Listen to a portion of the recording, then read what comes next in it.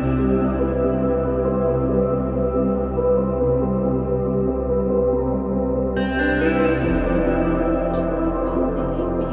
book A Happy Life by for the spirit of Joanna de Angelis. Love yourself more. Of course, this does not mean being selfish, greedy, or noxious. Self love implies self respect, striving from the higher achievements of life, the lofty yearnings of the heart. Try to step up a simple self love plan and follow it. Stay enthusiastic and be certain that you are destined for the great light. Let your most high minded aspirations shine. In all things, always choose the best part, moving beyond what is detrimental, harmful, and degrading. Let's close our eyes. Take a deep breath. Relax. Try to clean our mind from all the negative thoughts. Open our hearts to receive our lecture, the love that came from above, from our spiritual guides and mentors, and is with our hearts open, we will open our lecture this Sunday. Thank you.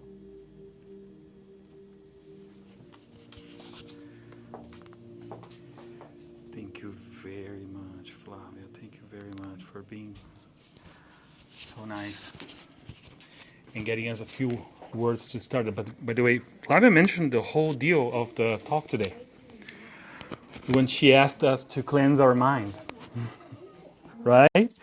That's all about what we're going to be talking today, right? Look,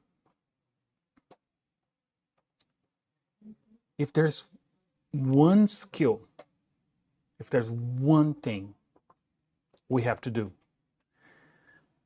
to make our lives easier, right, is to be aware of our minds. And it's so shocking to me. And as we go through our lives, and as I myself have been engaged in this work, right, of spirituality and talking to people, one of my blessings is like, because I'm engaged in spirituality, I talk so much. I believe that life doesn't end. I believe that reincarnation is normal. That this is not the only experiences. So technically, I'm the crazy one, right? So people talk to me more openly, right? My friends, even friends that don't believe in any of that, they feel comfortable in talking to me because I'm already crazy, right? I already believe in those things, right? And so I get to hear stories. I get to hear situations people go through in their lives, their families and everything. And what shocks me is how much just a little bit of awareness, about mind, about the spirit, can help us change our lives, right? Here's the thing. We all know about our bodies. We are living at a time right now where medicine is very strong. We have incredible machines that, x-rays, radiotherapy. We have, all sorts of maps and chemistry. We understand. You go to the doctor, you do a blood test, and they can tell everything's going on with your hormones, with everything in your body, right? So we are blessed to live at a time where the understanding of the biological body has come to a very sharp development, right? And I don't know about you, but every time I go to the dentist, I don't know if it ever happened to you. Every time I go to the dentist, right, which is sort of often, and when I sit down on that chair and I look at my dentist, God, thank you so much for anesthesia. Because just be aware that just 100 years ago, there was no anesthesia for dental treatments. And I don't know about you, that gives me a moment of pause, right? Can you imagine, right? Go to any of our old West towns here in San Diego and you see how the dentist chair looked like. It doesn't sound good, doesn't look good. But now we understand a lot about that. So we are living at a time where the body, the biology is pretty well understood. But yet the mind is completely abandoned. Even the most basic understanding of hygiene in the mind, people don't even understand that concept. Because the mind, for them, is just a chemical reaction of the brain. So they will give you chemistry, they will give you drugs to stabilize your mind, right? Right? Yet, on everybody's face, even on science, there's tremendous signs of the importance of the mind. I just want to say, I think most of you have heard about this, if not here, somewhere else. But just be aware, if you want evidence, if you want hard evidence about the mind, just Google, placebo effect. And you're going to know that every time they approve a certain drug, if you go to a CVS pharmacy, if you go to a pharmacy, walk in, all the drugs that are on sale there, every single one of them, to be approved, to be sold to the public, has to go to a trial where they compare, right, if the drug is effective or not. And how they compare, what they compare to. They compare to something they know is completely ineffective, completely incapable of doing anything for whatever disease you're doing. They gave sugar, a pill that's completely... And you know what the problem they have? And the problem they have is no matter what they do, the people that take the complete sugar, known to be ineffective, about 30 to 40% of the people get better. As if they had taken the real medicine. This is no joke. This is serious. This is something that we have tremendous documentation has been happening for hundreds of years since the development of drugs has become stronger. There are studies of even surgery, placebo surgery, and they still get the same effect. Some people have fake surgeries and they improve. What is that? If you ask your doctor, if you ask your scientist, what is that? How is that possible that a third of the people get the same phenomena as if they were taking the real medicine? You know what their answer is? They don't know. They don't know. That's extremely powerful. That's pretty much the mind, the belief. And by the way, there's the nocebo effect too, which is if you take something, they don't know how to measure that because they don't measure in the tests. But if you believe the drug won't do any good to you, even if it does, you won't. They don't measure that properly. It's more difficult to measure because it then gets into the psychology of the patient. But we believe that's true as well. So what is that for us? Mind. But here comes the kicker. For us, that's even more important because we understand one little detail, right? We understand that this life we're having right now, this experience on the flesh we're having right now, is just transitory. It's just something that's going to last for some of us very long, more than 100 years. For others, it's going to be very short, just a few years, and all the way in between, right? But what happened is that no matter what, eventually comes to an end. But the mind, your mind, my mind, every single person's mind, will continue living. So which means learning to be with your mind is probably one of the most important things, because no matter what, we're going in that direction. One day, all of you, me, and everybody else we have around us, we will be in a situation where our mind's going to be all we are, because our bodies are going to be behind us, right? That's where many people don't know. That's what many people ignore or postpone or don't want to talk about it, right? And by the way, this is the party breaker, right? If you want to be the oddball with your friends, if you ask them what they're going to do after they die, that's the crusher of any sort of conversation. And that's because people see that as negative, right? People see that, I don't want to talk about that. I don't want to talk about dying. Because why people don't want to talk about it? Simply because they don't know what's going to happen. Because they have no idea what's going to happen, right? For us, we're blessed in a way, because for us, that's just simply a transition. It's simply a continuation of my mind. So, one skill is fundamental. Cleanse your mind. Because if you don't learn to cleanse your mind, you can be in all sorts of trouble. Right? If you don't know, if you are the mind, if you don't know how to cleanse your mind, the situation can be pretty dire.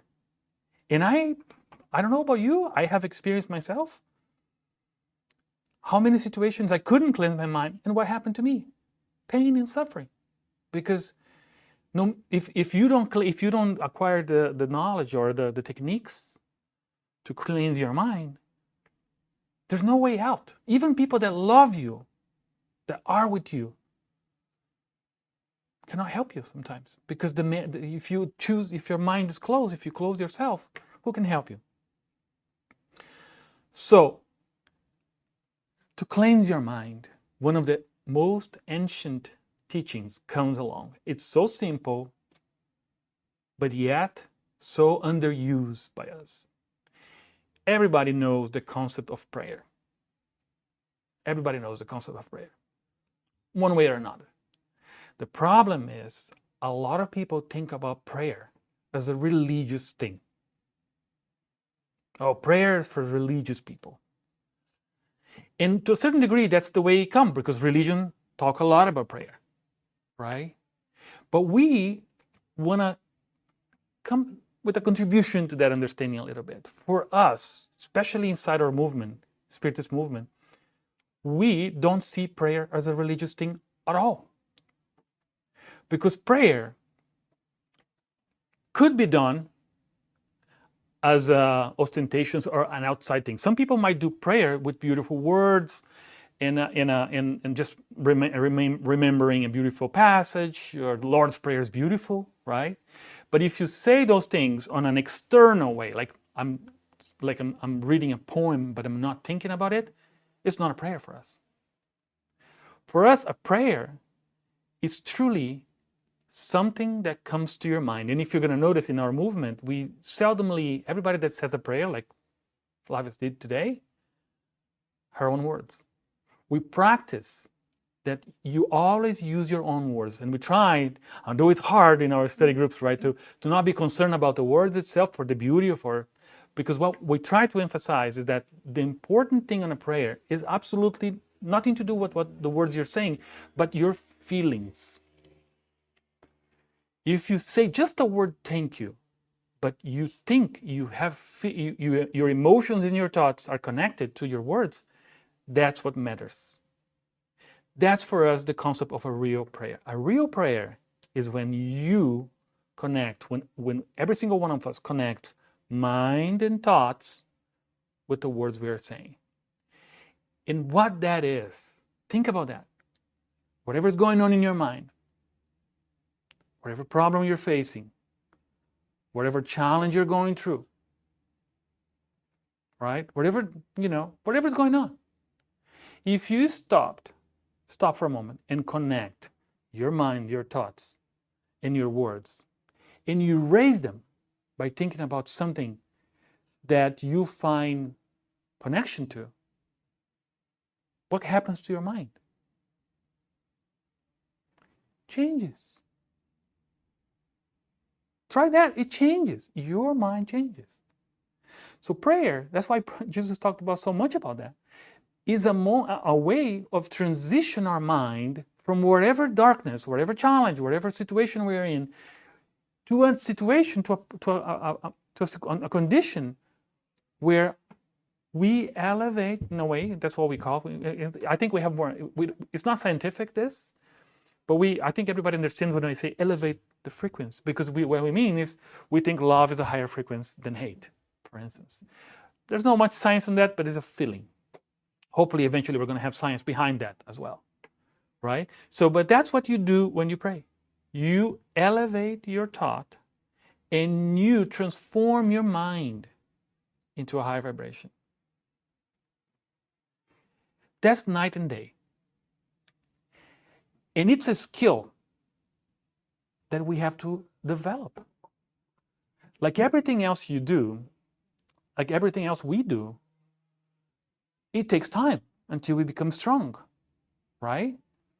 And think about everything you have done, everything, when you study something to do, so you work, you learn to operate a machine, you learn a technique, you learn to ride a bike. If you don't practice it, if you don't take time, getting to know yourself, your physical limitations, and doing the work, right? You're not going to get better. You're not going to get better. It takes time, practice, experience. Maybe you don't believe this thing. Maybe you say, you know what? I pray and nothing changes. Well, let's try different ways. Let's think about it. Let's go to experimentations to myself. Let's see what happens to me when I pray. Am I really praying?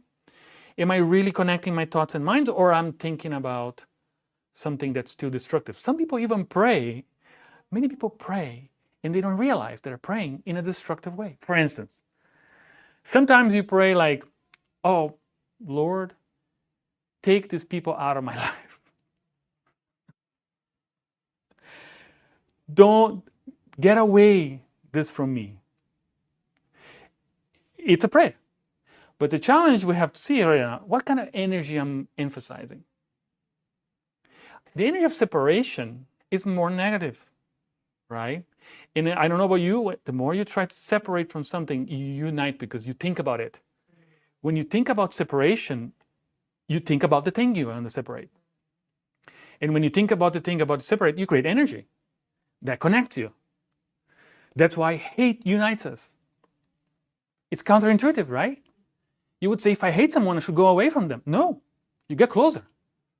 Because when you hate something, you attract, you think about that, right? The problem is the polarity is destructive.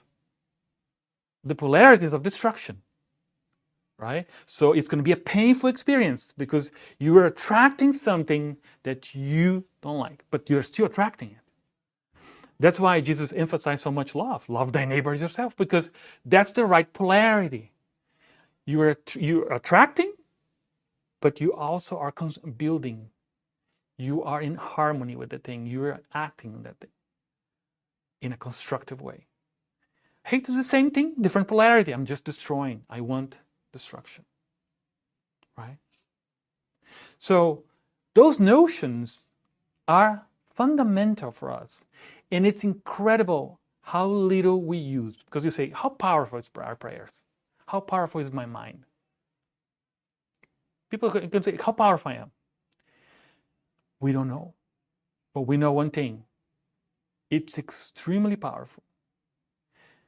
And it's going to get more powerful as we evolve. Our minds will become extremely powerful. Jesus, in the gospel, even mentioned that if we had a little bit of faith, we could move mountains. It's in the gospel. We take it like an allegory, right? Because that's too much. How can you move a mountain? What if he was not joking? What if this is the way it is? What if we're going to be moving mountains at some point in the future, not today? What if our minds are extremely powerful magnetic elements that as we grow, as we become more spiritually evolved, we will be shaping worlds. Who knows what's in our future? Think about us. This planet, about 1 billion years ago, only had bacteria. Look at us. Look how much we have come along. Can you imagine a bacteria thinking what we're going to be in the future? And now this wonderful creatures that we are. Where we're going to be 100 years from now, 1,000 years from now. What we're going to be 1,000,000 years from now. Maybe we're going to be suns and stars. Who knows? Who would think about us, right? Struggling right now here to just deal with one another, right? What's our destiny? What's our destiny? And here's the amazing thing. God made the universe so infinite large because we all have the same destiny. We are destined to become gods with lower cap, to be creators, to be the ones manifesting life all around us. And we're just now in a stage where we're manifesting somewhat smaller universes in our families, in our communities. But our future is in the stars, in the universe. Right? We're going to get there. And it's just me or you or just a few of us will make it. That's, to me, is the most beautiful thing. We all are going to make it. We're all going to make it. And I know we think about, hey, there's going to be a universe for all of us. And be competitive. When I hear that, no, there's going to be not enough for everybody. We haven't figured out yet the size of the universe. Yet, with all the telescopes we have in space, that are incredibly powerful, that see billions and billions of galaxies, you know one thing we haven't seen yet? The end.